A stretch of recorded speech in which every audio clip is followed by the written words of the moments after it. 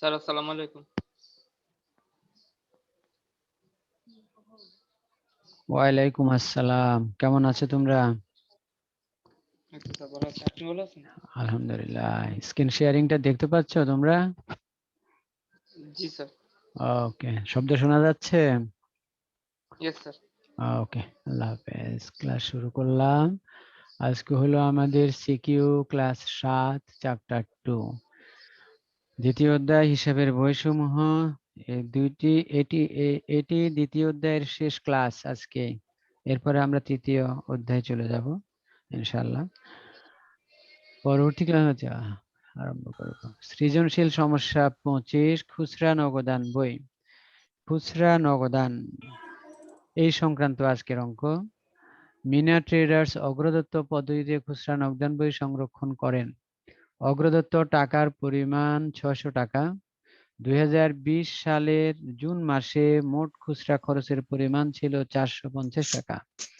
জুলাই মাসে উক্ত প্রতিষ্ঠানের খুচরা খরচ সমূহ ছিল নিম্নরূপ।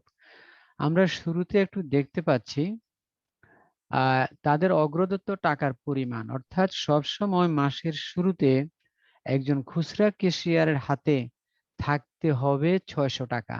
এটাই বলা হচ্ছে, প্রত্যেক মাসের 1 তারিখে এটাই থাকবে। তারপরে বলা হচ্ছে 2020 সালের জুন মাসে, অর্থাৎ আমরা হিসাব করব কিন্তু জুলাইয়ের এখন। জুন মাসে ওই প্রতিষ্ঠানের মোট খরচ হয়েছিল 450 টাকা। তো তাহলে 600 টাকা যেহেতু অগ্রদত্ত টাকা তার হাতে ছিল কোন মাসে? জুন মাসের 1 তারিখে। আর জুন মাসের খরচ 450।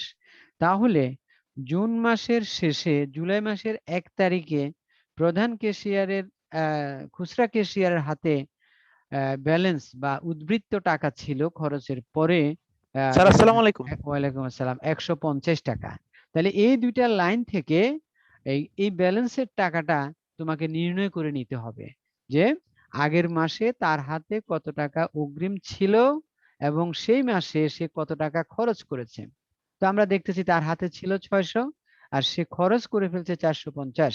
তাহলে ওই মাসের শেষ দিন, দ্যাট ইজ জুলাই মাসের 1 তারিখে খুচরা ক্যাশিয়ারের হাতে ব্যালেন্সের পরিমাণ, উদ্বৃত্তের পরিমাণ 150 টাকা। এখন এটা ব্যালেন্স হিসাবে আনতে হবে অঙ্ক যখন আমরা শুরু করব। এরপর 600 টাকা পূরণ করার জন্য যে পরিমাণ খরচ হয়ে গেছিল জুন মাসে, সেই পরিমাণ টাকা আবার প্রধান ক্যাশিয়ারের কাছ থেকে সে নিবে, দ্যাট ইজ খরচের সমপরিমাণ নিলেই তো হয়ে গেল। এজন্য জুলাইয়ের 1 তারিখ বলতেছে প্রধান ক্যাশিয়ারের নিকট হইতে অগ্রদত্ত অঙ্ক পূরণের জন্য নগদ প্রাপ্তি। তো এখানে কত টাকা নগদ প্রাপ্তি সেটা কিন্তু বলে দেয় নাই, আমাদেরকে নির্ণয় করে নিতে হবে ব্যালেন্স কত আছে 150 আর 600 টাকা মিলানোর জন্য, তাহলে 600 টাকায় পরিণত করার জন্য আর যে পরিমাণ টাকা দরকার সেই পরিমাণ টাকাই আমরা এখন নিব, 1 তারিখে নিব। তো সেটা আমরা খরচের পরিমাণ দেওয়া থাকাতে আমরা বুঝতেই পাচ্ছি আমাদের সেই পরিমাণটা হবে 450 টাকা, কারণ 150 টাকা হাতে আছে। আর 450 টাকা যদি প্রধান ক্যাশিয়ার থেকে আমরা নিয়ে নিই তাহলে আমাদের টাকাটা আবার হয়ে যাবে 600 টাকা। তো এই জন্য 1 তারিখের যেই লেনদেন হবে বা ঘটনা, সেখানে কিন্তু টাকার পরিমাণ উল্লেখ নাই। এই টাকাটা হবে গত মাসের খরচের সমপরিমাণ টাকা। কাগজ ও কলম ক্রয়, এটা একটা খরচ, খুচরা খরচ। ডাক টিকিট ক্রয়, এটা একটা খুচরা খরচ। এরপরে হলো পিয়নকে বকশিস প্রদান, এটা একটা খুচরা খরচ। রিক্সা ভাড়া প্রদান, যদিও রিক্সা হয়ে গেছে ররস স্বীকার হবে, 40 টাকা। এরপরে হলো মণিহারি দ্রব্য ক্রয় 70 টাকা, টেলিগ্রাম বাবদ ব্যয় 80 টাকা, বাস ভাড়া প্রদান 60 টাকা। এই কয়েকটা খরচকে আমরা খরচের প্রকৃতি অনুযায়ী কয়টা কলামে বিভক্ত করতে পারবো, মানে কয়টা কলামে এদেরকে অন্তর্ভুক্ত করতে হবে সেটা একটু সিদ্ধান্ত নিতে হচ্ছে। তাহলে দেখো, প্রথমে হলো কাগজ ও কলম, এটার খাতের নাম হবে মণিহারি। ডাক টিকিট ক্রয়, এটা কিন্তু মণিহারির খাতে যাবে না, এটা ডাক ও তার নামে একটা কলাম খুলতে হবে খুচরা খরচের বিশ্লেষণে। তাহলে খুচরা খরচের বিশ্লেষণে আমরা 2টা কলাম অলরেডি পেয়ে গেছি। পিয়নকে বকশিস প্রদান, এটা আলাদা একটা কলামে যাবে যেটা বিবিধ নামে দিব, তাহলে আমরা 3টা কলামের সন্ধান পেয়েছি। রিক্সা ভাড়া প্রদান, এটাও আলাদা একটা কলাম হবে, কারণ রিক্সা ভাড়াটা মণিহারিও না, ডাক টিকিটও না, বিবিধও না, তাহলে এটা হবে যাতায়াত। তাহলে এটার জন্য একটা হলো 4টা ঘরের সন্ধান আমরা পেয়ে গেলাম। মণিহারি দ্রব্য, অলরেডি মণিহারির জন্য একটা ঘর ওপেন আছে, আর খোলার দরকার নাই। টেলিগ্রাম অলরেডি খোলা আছে, আর দরকার নাই। বাস ভাড়া প্রদান, তার মানে আমাদের মোট 4টা খরচের বিশ্লেষণ করতে হবে, অর্থাৎ খুচরা খরচের বিশ্লেষণকে 4 ভাগে ভাগ করতে হবে। ভাগগুলি হবে তাহলে, এবার রিপিট করি, একটা হবে মণিহারি, একটা হবে ডাক উতার, আরেকটা হবে বিবিধ। তো এই বিবিধ ঘরটা রাখবো আমরা সবার শেষে। এজন্য বিবিধ আমাদের 9 তারিখ হিসাবে সামনে থাকলেও আমরা যাতায়াতটা খরচ, যেটা যেটা রিক্সা ভাড়া অথবা নিচে আছে বাস ভাড়া, এই কলামটাকে আমরা সামনে দিয়ে দিব, কারণ বিবিধ থেকে আমরা একটু শেষে রাখতে চাই। আর কেউ যদি মিডলে রেখেও দাও, তেমন কোনো নাম্বার প্রদানে পরিবর্তন হবে না। প্রারম্ভিক খুচরা নগদ তহবিলের পরিমাণ নির্ণয় করো, তার মানে ওই যে 1 তারিখে যেটা বিয়োগ করে বের করে ফেলবো সেটাই নির্ণয় করতে বলছে। অগ্রদত্ত পদ্ধতিতে খুচরা নগদান বই প্রস্তুত করো। জুলাই 3, 9, 15, 25 তারিখের লেনদেনগুলোর জাবেদা দাখিলা দেখাও। খুবই সোজা জিনিস, সমাধানটা দেখে নাও। প্রারম্ভিক খুচরা নগদ তহবিলের পরিমাণ নির্ণয়। জুলাইয়ের 1 তারিখ অগ্রদত্ত টাকার পরিমাণ 600 টাকা, বাদ বিগত দ্যাট ইজ জুন মাসের খরচ 450, তাহলে প্রারম্ভিক খুচরা নগদ তহবিল হলো 150 টাকা। এটা আমরা নির্ণয় করে দিলাম, তুমি 2 মার্কস পেয়ে গেলে এটা পারলে। মিনা ট্রেডার্স এর অগ্রদত্ত পদ্ধতিতে খুচরা নগদান বই, ডেবিট ক্রেডিট। এখানে দেখো কলামগুলি একটু, ডেবিট এবং ক্রেডিট উপরে লেখা আছে প্রাপ্ত টাকা, এই কলামটাই বেসিক্যালি এখানে ডেবিট, আর তারিখ হিসাবের নাম, এই 2টা কলাম উভয় দিকেই লেনদেন, অর্থাৎ প্রাপ্ত টাকার ঘরেও লেনদেন লেখার জন্য এই কলাম 2টি ব্যবহার করা হবে, আবার প্রদানের দিকে বা প্রদত্ত টাকা এখানে লেখার জন্য এই 2টা কলামই ব্যবহৃত হবে। তো বলতে পারো স্যার আমরা নগদান বুঝি তো ডেবিট ক্রেডিট দিকে উভয় দিকে তারিখ বিবরণ এভাবে সবই ছিল, এখানে নাই কেন? এখানে না থাকার কারণ হলো ডেবিট দিকে বা প্রাপ্তির দিকে 2 থেকে 3টা ট্রানজেকশন ছাড়া আর থাকে না, মাঝে মধ্যে একটাও থাকে না, শুধু ব্যালেন্স দিয়ে অঙ্ক শুরু করতে পারি আমরা, মাঝে মধ্যে শুধু নগদান থাকবে, মাঝে মধ্যে শুধু ব্যাংক থাকবে, আর কখনো কখনো সর্বোচ্চ 3টা হইতে পারে, দ্যাট ইজ ব্যালেন্স, নগদান আর ব্যাংক, এর বাইরে কিছু হইতে পারে না। এজন্য যেহেতু লেনদেনের সংখ্যা খুব কম, সুতরাং আমরা তাদের জন্য আলাদা করে তারিখ হিসাবের নাম এভাবে আর ব্যবহার করতে চাই না। কেন চাই না? আবার যেহেতু আমাদের খুচরা খরচের বিশ্লেষণ করতে অনেকগুলো কলাম লাগবে, ঘর লাগবে, এখন তো 4টা হয়েছে, মাঝে মধ্যে 5টা, 6টা, 7টা, 8টাও করতে হইতে পারে তোমাকে, এই জন্য আমরা ওইদিকে জায়গাটা একটু বেশি করে রাখি। তো এখন দেখো তাহলে প্রাপ্ত টাকা, তারিখ হিসাবের নাম, ভাউচার নং, এই ভাউচার নংটা হলো ক্রেডিটের আইটেম লেখার জন্য, অর্থাৎ খরচের আইটেমগুলো লেখার জন্য। প্রদত্ত টাকা, এই টাকার ঘরটাই আসলে এখানে মূল টাকার ঘর, এখানে একটা হলো প্রাপ্ত টাকা আর একটা হলো প্রদত্ত টাকা, এই 2টা টাকাই হলো বেসিক। এর বাকি ঘরগুলি হলো খরচকে বিশ্লেষণ করা, মানে কোন খাতে কি খরচ হচ্ছে এটা যেন আমরা খরচের বিশ্লেষণ দেখলে বলতে পারি, এই জন্য খরচের বিশ্লেষণ করা হয়। যেমন তোমার আব্বা তোমাকে কোন একটা কেনাকাটার জন্য 5,000 টাকা দিয়ে বললো 5 জনের জন্য জিনিসপত্র কিনে নিয়ে আসবা, তুমি 5 জনের জন্য কিনলা, কিন্তু তোমারটা হলো 4,000, তারপরে বাকি 3 জনের জন্য 1,000 দিয়ে কিনে নিয়ে চলে আসছো। কিন্তু আব্বা যদি আজ জবাবদিহির মধ্যে তোমাকে না নেয়, তাহলে দেখবা যে তুমি মহা আনন্দে আছো। কিন্তু যদি আব্বা বলে এদিকে আসেন এবার দেখি কার জিনিসটার কত দাম, তার একটা বিশ্লেষণ করতে হলো, তাহলে বিশ্লেষণে তুমি ধরা খেয়ে যাচ্ছ, কারণ তুমি এখন আর এইভাবে সারাইতে পারবে না। আব্বা বলবো তোমারটার দাম 4,000 আর বাকি 3 জনেরটার দাম 1,000 টাকা, এটা কখনো হয়? এজন্য খুচরা খরচের বিশ্লেষণের মাধ্যমে আমরা কি করি, আমরা দেখার চেষ্টা করি যে আমাদের কোন খাতে খরচের পরিমাণ কেমন, আমরা কোন খাতকে গুরুত্ব দিব, কোন খাতে গুরুত্ব কম দিব, কোন খাতে খরচ বেশি হচ্ছে, কোন খাতে নিয়ন্ত্রণ করতে হবে, এই জিনিসগুলোর জন্যই খুচরা খরচের বিশ্লেষণটা করা হয়, অন্য কোনো উদ্দেশ্য আমাদের নাই। আর এই খাতওয়ারি খতিয়ান তৈরি করতেও আমাদের সুবিধা হয়, সেটাও আরেকটা সুবিধা আছে, এই জন্য এই বিশ্লেষণটা করা হয়। তো যাই হোক, অঙ্কটা দেখো এখন, আমাদের উদ্বৃত্ত ছিল যেটা ব্যালেন্স বিডি নামে, জুলাইয়ের 1 তারিখ প্রাপ্ত টাকার ঘরে 150, আর ওই যে অগ্রদত্ত টাকার সমতা বিধানের জন্য প্রধান ক্যাশিয়ারের নিকট থেকে নগদ প্রাপ্তি, এই জন্য নগদান হিসাব লিখে 450, তাহলে মোট 600 টাকা হয়ে গেছে। আর যদি বলা হতো যে অগ্রদত্ত টাকার সমতা বিধানের জন্য প্রধান ক্যাশিয়ারের নিকট হইতে চেক প্রাপ্তি, তাহলে এখানে নগদের পরিবর্তে লিখতে হবে ব্যাংক হিসাব, এটা একটু খেয়াল করতে হবে আবার, তাহলে কখন নগদান হবে কখন ব্যাংক হবে। এরপরে এখন খরচগুলা লিখবো। জুলাইয়ের 3 তারিখ কাগজ ও কলম হিসাব, এখানে তুমি কাগজ ও কলম ক্রয় এই কথাও লিখতে পারো। তাহলে এটা প্রত্যেকটা খরচ, একদম প্রত্যেকটা খরচ একবার প্রদত্ত টাকার ঘরে লিখতেই হবে, যে যেমন এখানে লেখা হলো। আবার তার জন্য যে নির্ধারিত ঘরটা আছে, যেমন মণিহারির ঘরে যাবে, এই জন্য মণিহারির ঘরে আমরা দেখালাম 50 টাকায় যেটা। তাহলে খেয়াল করতে হবে, প্রতিটি খরচ একবার মোট টাকার ঘর বা প্রদত্ত টাকার ঘরে যাবে, আবার নির্দিষ্ট ঘরে যাবে, সেই হিসাবে চলতেছে। খেয়াল করো এবার। জুলাই 5 ডাক টিকিট ক্রয় 30 টাকা মোট ঘরে, এবং ডাক ও তারের ঘরে 30 টাকা। বকশিস হিসাব, তুমি বকশিস প্রদান বা বকশিস এইভাবে লিখতে পারো, হিসাব না লিখলে 20 টাকা মোট ঘরে, এবং ওই যে বিবিদের ঘরে, এবং বিবিদের ঘরটা সবাই শেষে রাখা হয়।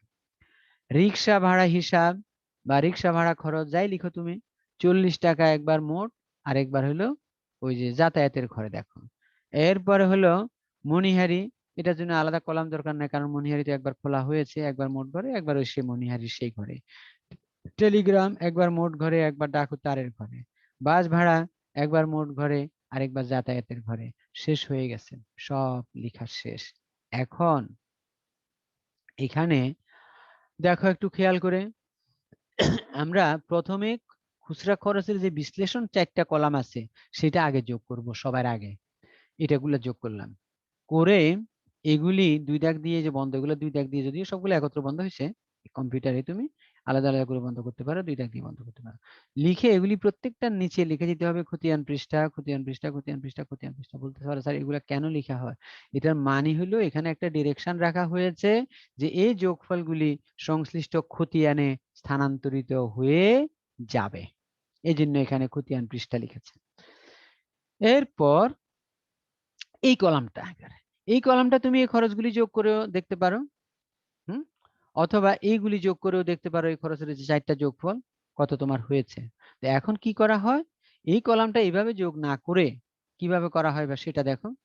সেটা হলো তোমার এখন এই যে প্রাপ্তির দিকে 2টা টাকা ছিল, একটা ছিল ব্যালেন্সের 150, আর একটা নগদ গ্রহণ 450, এই 2টার যোগফল 600 টাকা। এই যে এটা প্রাপ্তির দিক, মানে প্রাপ্তির দিকটাই বড় হচ্ছে বা ডেবিট দিক বড় হচ্ছে, এই 600 টাকা। এই 600 টাকা এখানে লেখা হয়েছে, এটা এখানে লেখা হয়েছে।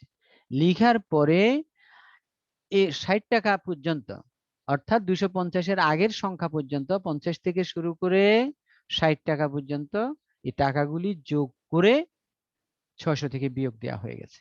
বিয়োগ দিলে যেটা থাকলো সেটাকে বলা হচ্ছে এবার জুলাই মাসের শেষের balance, that is balance CD. অর্থাৎ আমরা যে প্রক্রিয়ায় ব্যালেন্স বের করি, ঠিক সেই একটা প্রক্রিয়াই এখানে অবলম্বন করা হয়েছে।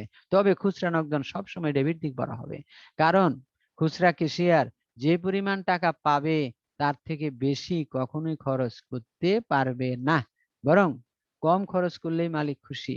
এই জন্য তাকে 600 টাকা দিয়ে বাইন্ডিং এর মধ্যে ফেলে দেয়া হয়েছে, অর্থাৎ তাকে একটা সীমাবদ্ধতা দেয়া হয়েছে যে সারা মাসে কিন্তু খরচ করতে পারবেন সর্বোচ্চ 600 টাকা, আর যদি কম করতে পারেন তাহলে আপনাকে পুরস্কৃত করা হবে।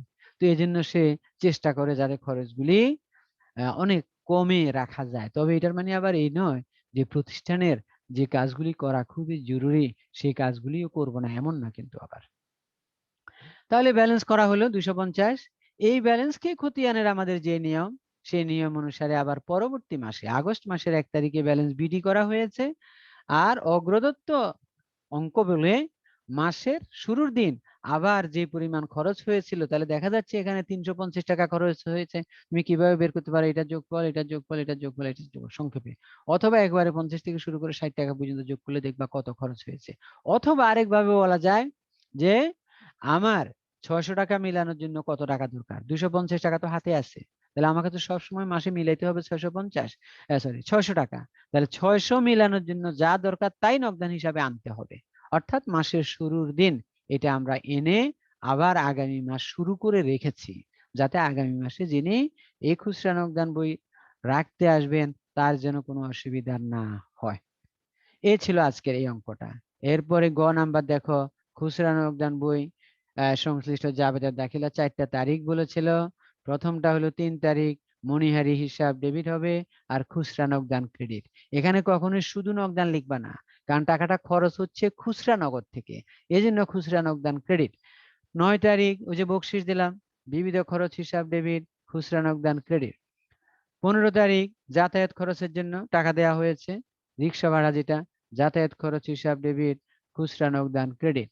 এরপরে জুলাইয়ের 25 তারিখ ডাক ও তার, এটা হলো ডেবিট আর খুচরা নগদান ক্রেডিট। অর্থাৎ সব সময় একটা জিনিস খেয়াল করবা, সেটা হলো সব সময় খুচরা নগদানকেই তুমি কি করবা, ক্রেডিট করে দিবা। হ্যাঁ, তাহলে খুচরা নগদানকে ক্রেডিট করবা, শুধু নগদকে ক্রেডিট করবা না, এটা হলো মূল নিয়ম। এরপরের অঙ্কে যাও, 26 নাম্বার খুচরা নগদান। মেসার্স আদিব ট্রেডার্স অগ্রদত্ত পদ্ধতিতে খুচরা নগদান বই সংরক্ষণ করেন। 2020 সালের এপ্রিল মাসে তার ব্যবসায়ের সম্পাদিত লেনদেনগুলো ছিল নিম্নরূপ। খুচরা নগদ উদ্বৃত্ত দেওয়া আছে 150, এখানে আর উদ্বৃত্ত আমাদেরকে বের করতে হবে না, দেওয়াই আছে। প্রধান ক্যাশিয়ারের নিকট হতে চেক প্রাপ্তি, তার মানে এবার লিখবো আমরা ব্যাংক হিসাব, ওই যে একইভাবেই ডেবিট দিকে প্রাপ্ত টাকার ঘরে লিখবো। এরপরে প্রচারের জন্য বিনামূল্যে পণ্য বিতরণ, এটা খুচরা নগদে আসবে না, কারণ এটা তো বিনামূল্যে পণ্য বিতরণ। কাগজ ক্রয়, এটা মণিহারি। রিক্সা ভাড়া প্রদান, এটা হবে যাতায়াত। বাকিতে অফিস সরঞ্জাম ক্রয়, এটা আসবে না। ইন্টারনেট সেবা, ইন্টারনেট ব্যয় প্রদান, এটা হবে ডাক ও তার। বাস ভাড়া প্রদান যাতায়াত।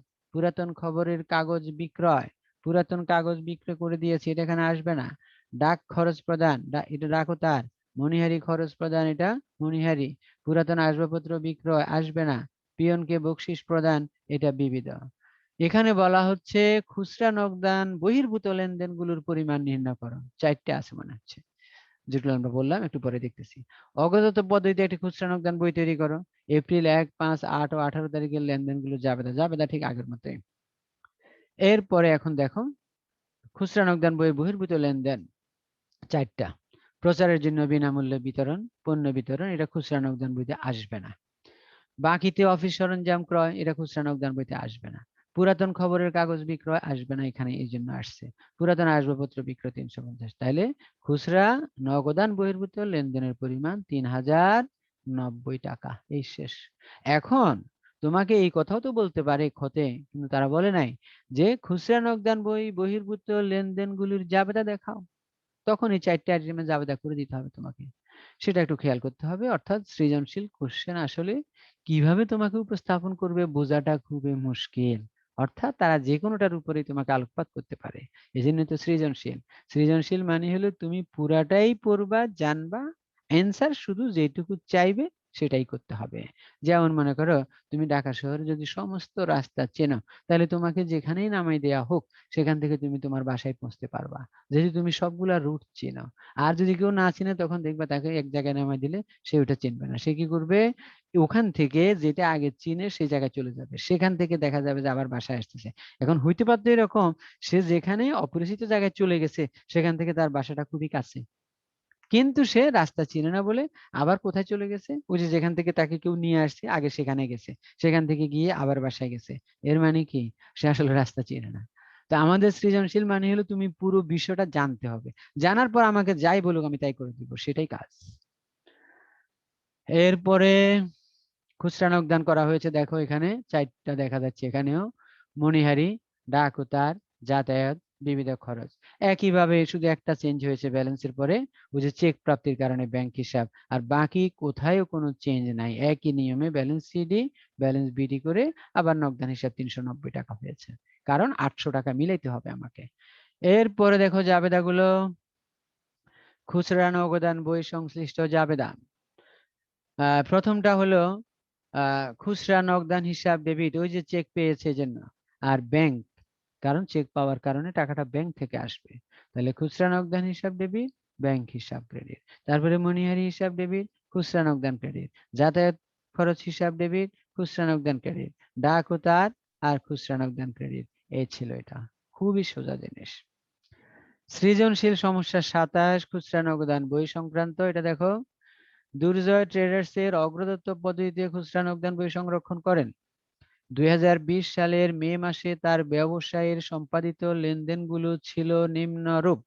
প্রধান ক্যাশিয়ারের নিকট হইতে প্রাপ্তি, এখানে কিন্তু কোনো ব্যালেন্স নাই, তাহলে একটু চেঞ্জ হয়ে গেছে, এখন আর ব্যালেন্স বিডি নামে কিছু লেখা যাবে না, নগদান হিসাব লিখেই প্রাপ্ত টাকার ঘরে দেখাতে হবে কত টাকা, 700 টাকা।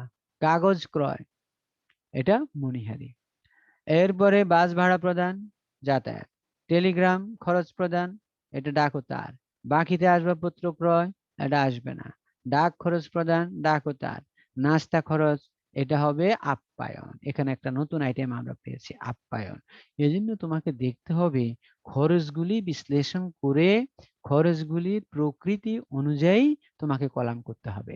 যেমন মনে করো নাস্তা খরচ তুমি দিয়ে দিলা যাতায়াতের মধ্যে, তাহলে কিন্তু তুমি একজন ভালো ছাত্র এই সময়ে, আর বাস্তব জীবনে গিয়ে তুমি একজন ভালো হিসাব রক্ষক অথবা ভালো একজন ম্যানেজার অথবা বলতে পারি ভালো একজন হিসাব বিজ্ঞানী হইতে পারলা না, কারণ তুমি নাস্তা খরচকে দেখাচ্ছ যাতায়াতে।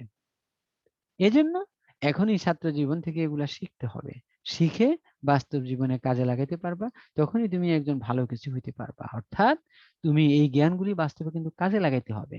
মালিক তো তোমাকে রেখেছে, বা প্রতিষ্ঠানে তুমি যে প্রতিষ্ঠানে আছো সেই প্রতিষ্ঠান কিন্তু তোমাকে এই খাতগুলি শিখাই দিবে না।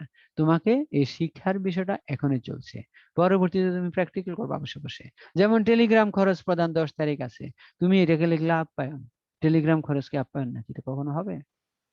হবে না। এজন্য খরচগুলি বিশ্লেষণ করার সময় আমাদেরকে সর্বদাই খেয়াল করতে হবে আমরা যেন খরচের প্রকৃতি ঠিক রেখে বিশ্লেষণ করি, না হয় কিন্তু আমরা যেমন অপমানিত হব, তোমরা অপমানিত হবা, প্রতিষ্ঠানও অপমানিত হবে। কাদের কাছে?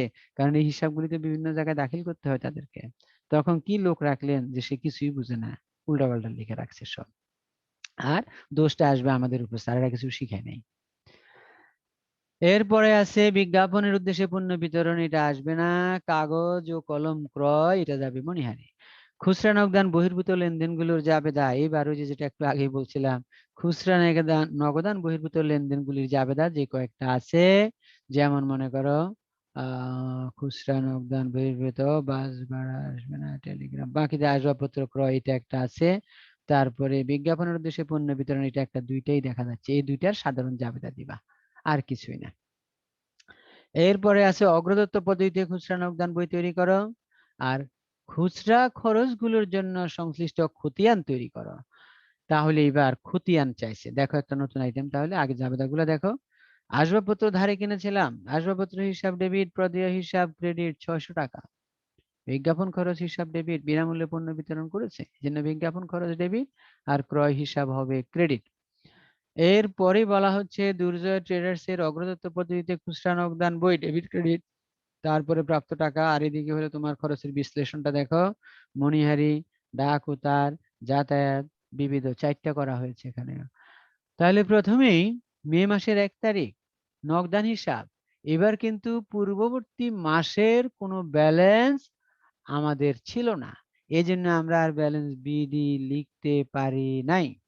তাহলে নগদান হিসাব লিখে প্রাপ্ত টাকার পরে কাজ শুরু হয়ে গেল। এরপরে কাগজ হিসাব, হ্যাঁ, বা কাগজ ক্রয় 100 টাকা, মণিহারির ঘরে 100। এভাবে বাস ভাড়া, টেলিগ্রাম, এই যে টেলিগ্রাম প্রদত্ত টাকা, ডাক উতার, তারপরে ডাক খরচ ডাক উতারে যাবে। নাস্তা খরচ, এটা বিবিধতে দিয়েছে, আমি বলবো এটা বিবিধতে দিবা না, এটা আপ্যায়ন করবা কলমটা, সবাই একটু নোট রাখো, বিবিধ খরচ দিবা না। কারণ বিবিধ খরচ আমরা সেগুলিকে দিই যেগুলি আমাদের অনিয়মিত, কোন প্রতিষ্ঠানের নাস্তা খরচটা অনেক সময় নিয়মিত। হ্যাঁ, এই জন্য তুমি এটাকে নাস্তা খরচকে আপ্যায়নে দিবে, এটা বিবিধতে আমি কোনো অবস্থাতেই সাপোর্ট করতে পারলাম না। বিবিধতে দিয়ে আমরা অনিয়মিত গুলা, যেমন কিরকম বকশিস, হ্যাঁ, অথবা মনে করো আহ পরিষ্কার পরিচ্ছন্নতা, দ্যাট ইজ ওই যে পর্দা টর্দা ধোয়া, এগুলা ওয়াশিং এর জন্য, কারণ এটা 1, 2 বা 6 মাসে বছরে একবার করা হবে।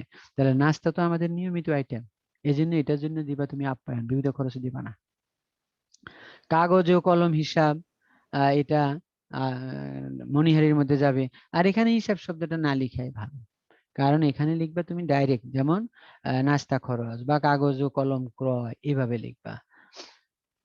কারণ আসলে হিসাব খাত তো কাগজ ও কলম নামে হচ্ছে না, হিসাব খাতটা হচ্ছে এখানে মণিহারি।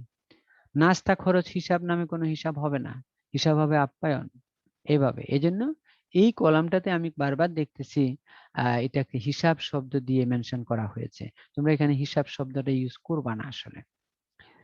এরপরে আগের নিয়মে যোগ করে খরচের বিশ্লেষণগুলা খতিয়ান পৃষ্ঠা লিখে বন্ধ করে দেওয়া হয়েছে উপরে 2 দাগ। এরপরে আমাদের টাকা তো ছিল 700 টাকাই, আমরা এই 700 টাকা লিখে ডেবিট দিকে, এই টাকাটাকে আমরা আবার আনলাম ক্রেডিট দিকে, এনে মানে প্রদত্ত টাকার ঘরে, তারপরে ব্যালেন্স সিডি মানে বিয়োগ করলাম, এটাকে আবার ব্যালেন্স বিডি করলাম। তারপরে 700 মেলানোর জন্য যা দরকার সেটাকে আমরা আবার নগদান হিসাবে লিখলাম। কি জন্য? যেহেতু অগ্রদত্ত নিয়মে খুচরা নগদান বই হচ্ছে। অগ্রদত্ত নিয়ম মানে হলো যেই মাসের হিসাব পরের মাসের শুরুতে তুমি করে রাখতে হবে নগদান হিসাব লিখে, বা যদি চেকের মাধ্যমে টাকাটা গ্রহণ করে তাহলে ব্যাংক হিসাব লিখে সেই পরিমাণ টাকা নিতে হবে যে পরিমাণ এই মাসের শুরুর দিন ছিল। ওই মাসটা ওইটাতে পরিণত করার জন্য যা দরকার তাই নিতে হবে। এটাই হলো অগ্রদত্ত। আর যদি মনে করো অগ্রদত্ত নয়, অনেক সময় সাধারণ অঙ্ক থাকে, তখন কি করবা? এই ব্যালেন্স সিডি এর পরে ব্যালেন্স বিডি করে রেখে দিবা, নগদান হিসাব শব্দটা লিখবা না।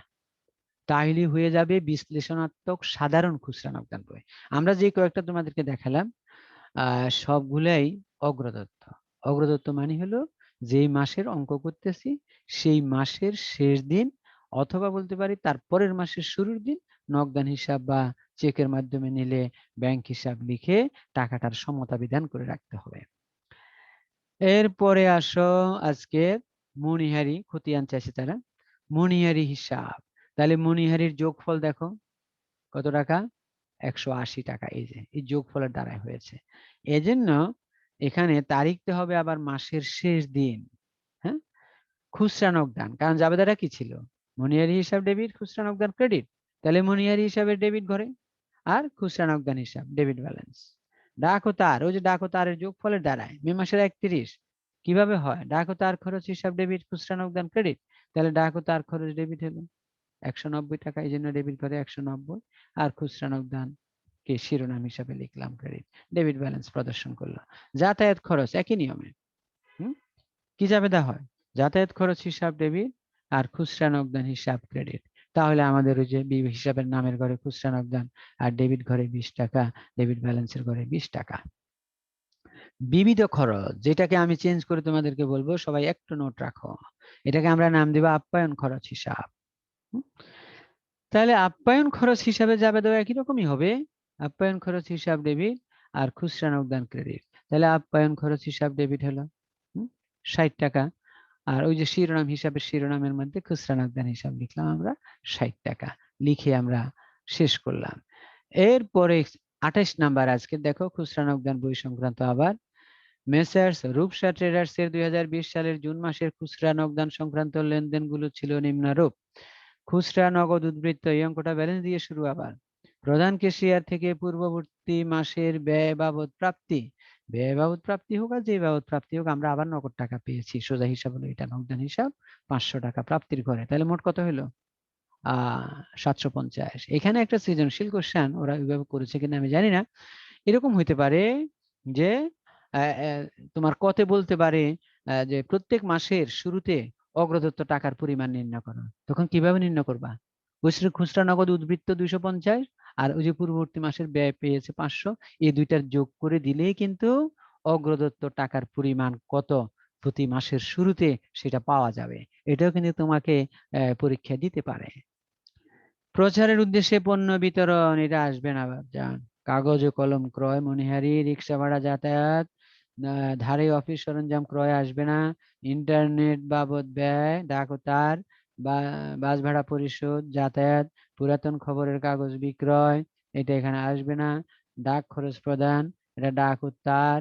মনিহারি দ্রব্যাদি ক্রয়, মনিহারিতে যাবে। পুরাতন আসবাবপত্র বিক্রয় আসবে না। পিয়নকে বকশিস প্রদান বিবিধ। খুচরা নগদান বহির্ভূত লেনদেনগুলোর পরিমাণ নির্ণয় করা, ওই যে এগুলো যোগ করে দিবা, শুধু মনে হয় 4টা আছে। অগ্রদত্ত পদ্ধতিতে একটি খুচরা নগদান বই প্রস্তুত করা। খুচরা খরচগুলোর জন্য সংশ্লিষ্ট খতিয়ান হিসাবগুলো প্রস্তুত করো। আবারও খতিয়ান একই নিয়মে, খুবই সোজা। তাহলে প্রথমে দেখো মেসার্স রূপসা ট্রেডার্স এর খুচরা নগদ বহির্ভূত লেনদেনের পরিমাণ, প্রচারের জন্য বিনামূল্যে পণ্য বিতরণ, তারপরে আছে ধারে অফিস সরঞ্জাম ক্রয়, পুরাতন খবরের কাগজ বিক্রয়, পুরাতন আসবাবপত্র বিক্রয়, 4টা যোগ করে দিলাম। এরপরে হলো অগ্রদত্ত পদ্ধতিতে খুচরা নগদান, দেখো ব্যালেন্স বিডি আর নগদান হিসাব হয়ে গেল। আর এদিকে হলো মনিহারি, ডাক ও তার, যাতায়াত, বিবিধ, খুবই সোজা, এগুলো আর আমি বিশ্লেষণ করে দেখালাম না। শুধু যোগটা দেখো, সব সময় খরচের বিশ্লেষণ যোগ করে বন্ধ করে দিবা এবং দেয়া হয়েছে। আর এদিকে যোগফল হলো 750 টাকা। এই 750 টাকাকে আবার এদিকে আনা হয়েছে যেটা তারপরে বিয়োগ করে ব্যালেন্স সিডি 290 টাকা, এটা কি ব্যালেন্স বিডি করা হয়েছে। আর জুলাইয়ের 1 তারিখে নগদান হিসাব লিখে 460 টাকা গ্রহণ করা হয়েছে। কেন?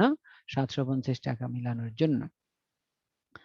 এরপরে খতিয়ান মনিহারি, মনিহারি ডেবিট, সব খরচই ডেবিট হবে। তাহলে ডেবিট করে এবং ডেবিট ব্যালেন্সের ঘরে লিখা হবে খুচরা নগদান। খুচরা নগদান লিখে দেখো দেখানো হয়েছে, আর কিছুই না। এরপরে ডাক ও তার হিসাব, এটা একটা খরচ, তাহলে ডেবিট হবে। এবং এই সবগুলি খতিয়ান সবসময় মনে রাখবা যোগফলের দ্বারাই হবে। কোন কিসের যোগফল? খুচরা খরচের বিশ্লেষণের যে ঘর, সেই ঘরের যোগফল দ্বারায়। এবং এটা তারিখটা হবে মাসের শেষ দিন, যেই মাসে তুমি খুচরা নগদান করতেছ সেই মাসের শেষ দিন। তাহলে ডাক ও তার খুচরা নগদান হিসাব লিখে জুনের 30 তারিখ ডেবিট ঘরে 145 আর ডেবিট ব্যালেন্সের ঘরে 145। যাতায়াত খরচ জুনের 30 খুচরা নগদান হিসাব লিখে ডেবিট ঘরে 90 আর ডেবিট ব্যালেন্সের ঘরে 90। বিবিধ খরচ হিসাব, এটা জুনের 30 তারিখ খুচরা নগদান হিসাব লিখে ডেবিট ঘরে 50 আর ডেবিট ব্যালেন্সের ঘরে 50। এই ছিল আজকের আলোচনাগুলি। তোমাদেরকে সময় দেব, কারো কিছু প্রশ্ন আছে কিনা, থাকলে করতে পারো। শুনতে পাচ্ছ তোমরা আমাকে? Yes, sir. হ্যাঁ, কারো কোনো প্রশ্ন থাকলে করতে পারো। হ্যাঁ বলো, আছে প্রশ্ন? না স্যার, বুঝতে পেরেছি। ওকে, থ্যাংক ইউ। তো তোমাদের কাছে অনুরোধ থাকবে, আমরা যে অঙ্কগুলো তোমাদেরকে দেখাই, অনেক সময় হোমওয়ার্ক দিই, আজকে এখানে দেখলাম হোমওয়ার্ক নাই খুচরা নগদানে। তোমাদের কাছে যে বই থাকুক, যে রাইটারের বই থাকুক, তোমরা সেখান থেকে আরো কিছু প্র্যাকটিস করবা, তাহলে দেখা যাবে যে তুমি নতুন কিছু পাবা। যেমন এখানে একটু বলি, অনেক সময় ব্যক্তিগত কোনো খরচ হইতে পারে, অথবা কোনো ব্যক্তিকে পরিশোধ হইতে পারে, অথবা কোনো স্থায়ী সম্পদ নগদে ক্রয় হইতে পারে। হ্যাঁ, সেগুলি অনেক সময় আমরা খুচরা নগদানে আনতে হয়। সেজন্য বিবিধের ঘরের পরে আরেকটা কলাম দিতে হয়, তবে সেই কলামের আগে একটা চিকন করে খতিয়ান পৃষ্ঠা লিখতে হবে, আর ওই হিসাবটার নাম দিতে হবে খতিয়ান হিসাব। যেমন মনে করো আসবাবপত্র ক্রয় 100 টাকার, এটা খুচরা নগদান আমরা নিয়ে আসব, তখন এখানে কি লিখবো? আসবাবপত্র ক্রয় বা আসবাবপত্র লিখে বিবিধের ঘরের পরে খতিয়ান পৃষ্ঠা একটা চিকন ঘর, হ্যাঁ, দিয়ে তারপরে একটা কলাম হবে টাকার, সেটার নাম হবে খতিয়ান হিসাব। সেখানে কিন্তু আমরা কিছু সম্পদ নিয়ে আসি। এই অঙ্কগুলির মধ্যে আমি একটাও এখানে দেখি নাই। এই জন্য তোমাদেরকে একটু বলবো, তোমরা বইয়ের মধ্যে গিয়ে এই জিনিসটা খুঁজে পাবা যে আরো কোনো ধরনের খুচরা নগদ আছে কিনা। আর আরেকটা জিনিস বলি, এখানে অগ্রদত্ত নিয়মে সব অঙ্কগুলো আলাপ হয়েছে, মাঝে মধ্যে অগ্রদত্ত ছাড়াও কিন্তু অঙ্ক দেয়, অর্থাৎ সাধারণ বিশ্লেষণাত্মক খুচরা। তো সেটা ডিফারেন্সটা কি? ওই যে মাসের শেষ দিন ব্যালেন্স সিডি হবে, পরবর্তীতে ব্যালেন্স বিডি হবে, কিন্তু বিডি এর নিচে আমরা বারবার কি লিখেছি? হয় নগদান অথবা ব্যাংক, তো ম্যাক্সিমাম নগদানই লিখেছি। ওই শব্দটা লিখে আর টাকাটা গ্রহণ করবা না, অর্থাৎ ব্যালেন্স সিডি এবং ব্যালেন্স বিডি ওই অবস্থায় থেকে যাবে। এটা হয়ে যাবে বিশ্লেষণাত্মক সাধারণ খুচরা, অগ্রদত্ত না। তাহলে এই জন্য আমাদের সৃজনশীল কোশ্চেনে আবার সেটাও চলে আসতে পারে। তো এই জিনিসগুলো হয়তো আমি তোমাদেরকে একটু গাইডলাইন দিচ্ছি, কারণ যেহেতু এগুলি স্ক্রিনে শো করতে পারি নাই, তাহলে তুমি হয়তো এগুলি অনেকেই ধারণার মধ্যে নাও রাখতে পারে যে ছাত্রগুলো আলাপ করে নাই। আমি বলে দিচ্ছি, এই জিনিসগুলাও তোমরা তোমাদের যে বইটা আছে সেই বই দেখে সেখানে দেখবা, এই জিনিসগুলো তোমরা পেয়ে যাবে আশা করি। তো সবাইকে অনেক ধন্যবাদ। আমরা আগামী ক্লাস থেকে শুরু করব 3 নাম্বার অধ্যায়। আর সবাই সবার জন্য দোয়া করবা। আমার একটা ছোট্ট অপারেশন আছে আগামী দিন, একটু দোয়া করবা সবাই, যাতে সোমবারের ক্লাসটাও আমি ঠিক মতো তোমাদের সাথে নিতে পারি। আর সোমবারের ক্লাসটা হলো 11টায়।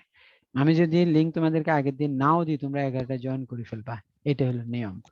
ওকে, আল্লাহ হাফেজ। আল্লাহ আসসালামু আলাইকুম। ওয়ালাইকুম আসসালাম। আসসালামু আলাইকুম স্যার। ওয়ালাইকুম আসসালাম।